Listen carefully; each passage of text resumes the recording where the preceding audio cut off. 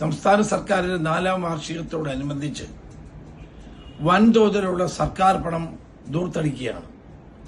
PRDയിൽ നിന്ന് മാത്രം 26 കോടി രൂപ ചെലവഴിക്കാനുള്ള ഉത്തരവ് ഇറങ്ങിക്കഴിഞ്ഞു.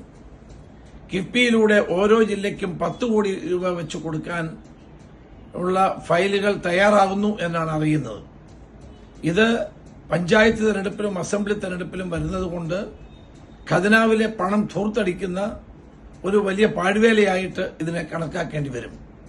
കഴിഞ്ഞ തവണയും ഇതുപോലെ കിഫ്ബിയിൽ നിന്ന് കോടിക്കണക്കിന് രൂപ തെരഞ്ഞെടുപ്പിന് തൊട്ടുമുമ്പ് പ്രചരണത്തിന് വേണ്ടി ദുരുപയോഗം ചെയ്തതാണ്.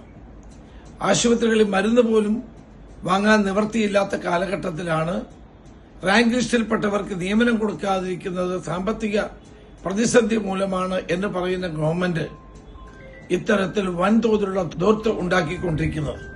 ഇത് രാഷ്ട്രീയ നേട്ടത്തിന് വേണ്ടി പഞ്ചായത്ത് തെരഞ്ഞെടുപ്പിലെയും അസംബ്ലി തെരഞ്ഞെടുപ്പിലെയും പ്രചരണങ്ങൾക്ക് വേണ്ടി ഖജനാവിലെ പണം ധൂർത്തടിക്കുന്ന ഈ നടപടി അവസാനിപ്പിക്കണം. എത്ര ധൂർത്തുണ്ടാക്കിയാലും ഈ സർക്കാരിന്റെ കെടുകാര്യസ്ഥതയും ജനവിരുദ്ധമായ നടപടികളും